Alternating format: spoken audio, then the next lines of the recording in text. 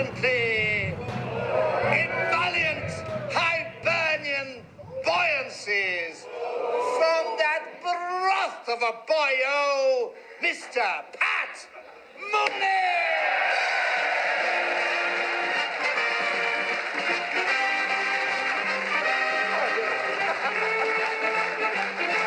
God love you.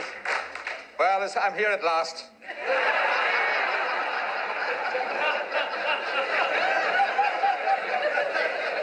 Yes, are looking gorgeous, you know that? My wife, what a sense of humour she's got. I said to her this morning, I says, what would you like for your birthday, love? You know what she said? A widow's pension. I got home last Sunday night. I was out with the boys. I had a few pints, and I got home late for my lunch. I said to her, is my lunch still warm? She says, it should be. It's been in the back of the fire for the last 2 hours.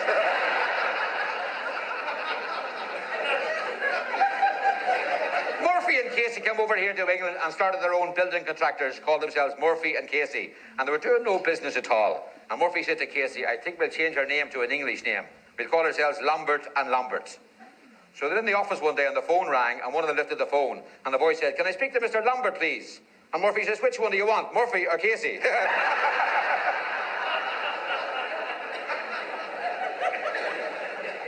This Irish fella, because I'm from Ireland, and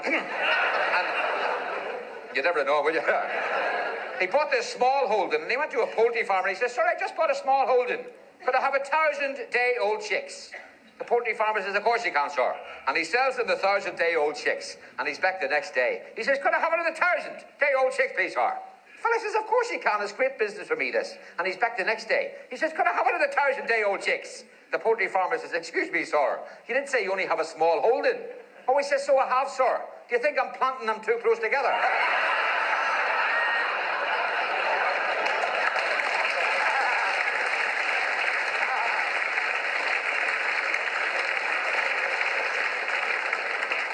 Two lads were on a bus the other day, and they're sitting on the bus, and the conductor says, Patrick Street, James Street, Riley Street, Owen Street, Julia Street, Catherine Street, Clare Street, Kevin Street. One of the boys says, don't you think it's about time we were getting off? The other fellow says, sit down, wait till your name's called.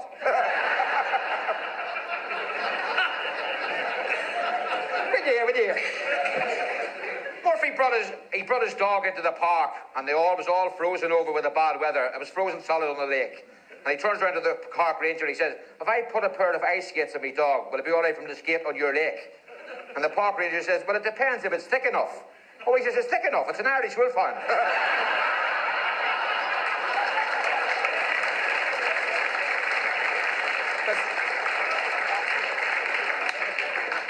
I was telling the gang back here, I must tell you this. This Irish fella applied for a job as a butler come handyman on a stately home in England. You see, and he's doing everything, looking after the horses and the dogs and everything else. And the lord of the manor was going away for the weekend to the badminton horse trials. And he says, Paddy, I'm going to leave you in charge of the stately home and give me a full report when I come back. And he comes back in a few days and Paddy meets him at the gate. He says, how's everything all right, Patrick? Well, sir, I've got a bit of bad news for you, sir. Rover's dead. He says, Rover? He says, Rover was as fit as a fiddle when I left. Oh, he says, don't blame the poor dog, sir. Dobbin, the horse, kicked him to death, sir, in the stable. He says, Dobbin is the most peaceful animal in the stable. What made him do that? Oh, he says, sir, don't blame poor Dobbin. It was the panic when the barn went on fire. All the sparks and the flames made him start panicking, you see. And he kicked out at poor Rover. He says, the sparks and the flames, what happened in the barn? He says, well, sir, it was when the barn went alight. It was the sparks coming over from the main house, landed on the roof of the barn, see. He says, what flames in the main house? He says, well, see, it was that stupid chambermaid upstairs, sir. She was dusting around your mother's coffin and knocked one of the candlesticks over. He says, what's happened to me, poor mother? Oh, see, it was the shock of your father dropping dead outside the stable. He said, have you any good news for me? He says, yes, sir, your daffodils are out.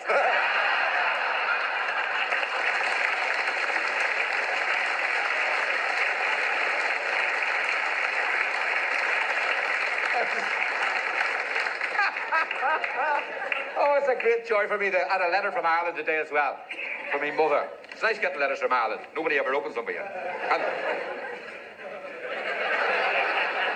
terrible speller, my mother. She says, dear Pat, Look how she spells dear. D-E-A-R.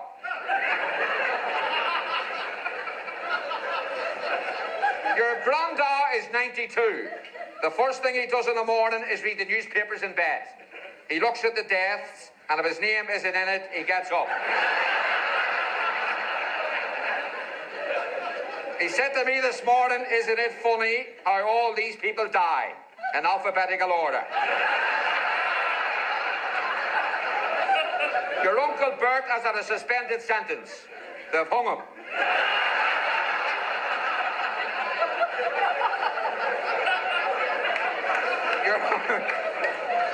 Your Uncle Barney went into a Tipperary hospital today to be sterilised, and they boiled them for 3.5 hours.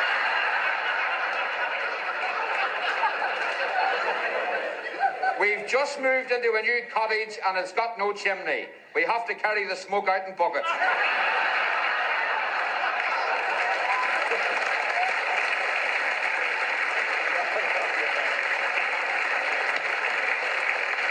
You're beautiful. You really are lovely. I love coming back to see you all the time. Enjoy yourselves. Have a lovely evening. I'd like to leave you with a thought. I always leave you with a thought when I go. I'd like to leave you with a thought. No, it's nice to go home with a thought you didn't have when you came, isn't it? Isn't it? It's true. Be very grateful for certain things, you know. If it wasn't for Venetian blinds, it'd be curtains for the whole world, wouldn't it? Good night. God bless you all. I love you.